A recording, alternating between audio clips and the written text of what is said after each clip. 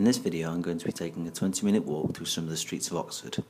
The journey starts on Blue Boar Street, onto Bear Lane, along Merton Street, turning onto the High Street, cutting off at Radcliffe Square, going along Brasenose Lane and finishing on Turl Street.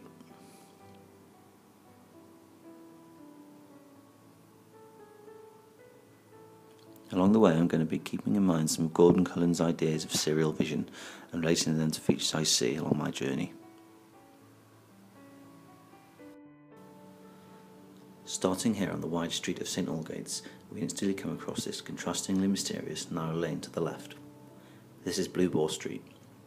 From the outset, the view from this known here shows the narrow road winding out of sight and leaves us wondering what is ahead further beyond, at the unknown there. The mystery of this entices us to view more, leading to feelings of anticipation. Moving around the corner, we come to Bear Lane. The atmosphere between this and the more open square around Blue Boar Street is striking, highlighted by a sudden narrowness of the road.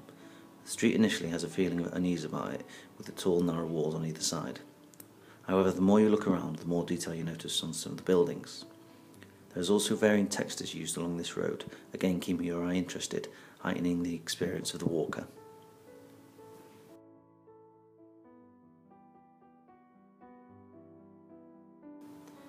Venturing along Merton Street, again there is attention to detail through the intricacy and the features on the buildings.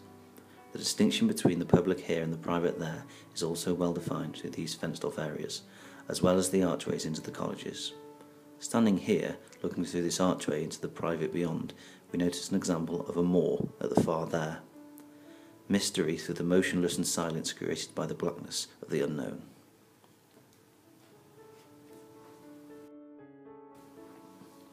As we emerge from Merton Street onto the High Street, there is an immediate contrast between the width of the streets.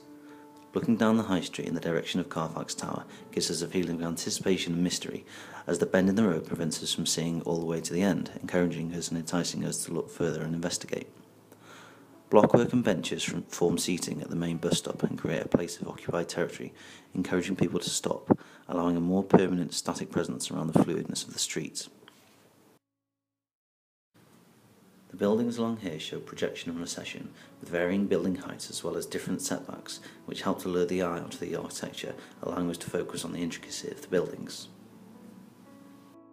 Moving further up the High Street, we come to this college. Stopping to glance through the archway, there is a clear distinction between the public here and the private there. As we get to these two buildings, we don't really see anything out of the ordinary. However, moving slightly closer, we see there is a surprising little narrow passage on the right hand side. Looking down this passage, it is not quite possible to see exactly what is at the end. The hustle and bustle of people in this location suggests that there is something to see there and leaves an air of mystery, encouraging us to have a closer look. Glancing to the left, we see in the distance a beautiful looking tower, which acts as an incident. However, the tower to the main part is hidden by the trees and building in front, creating a screened vista, only to be revealed from a closer position. Walking down the alleyway generates a sense of anticipation with regard to what we are about to see. Coming to the end of the passage, there is a great feeling of openness in contrast with the narrowness created by the crowding together of the buildings on the previous street.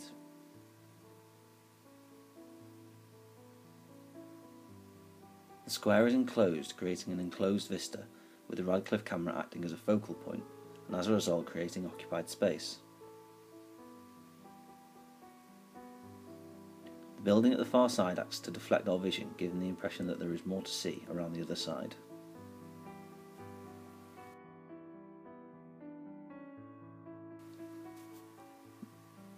The deflection of the building has led me here, and has drawn my attention to another area down there.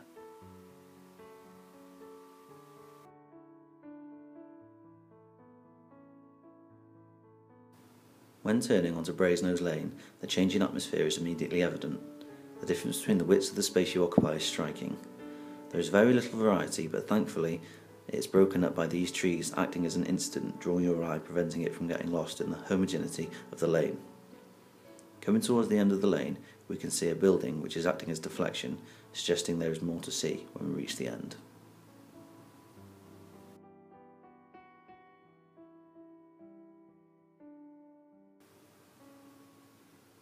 Turl Street is a mixed-use street with differing urban grains juxtaposed for a dramatic effect.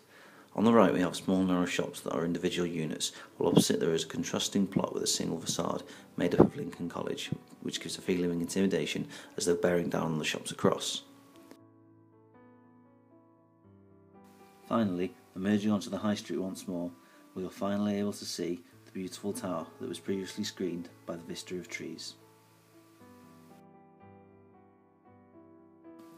In this video I have tried to show how Oxford's townscape is formed through the linking together and interaction of streets and buildings, and how this formation makes us feel. I believe Oxford city centre has a sense of place due to the number of elements of Gordon Cullen's serial vision that appear to be present, which makes an interesting city. Thinking to future designs, I will consider elements of Cullen's vision witnessed in this video and will try to incorporate as many as is practical in the hope of giving a new design a sense of character and place.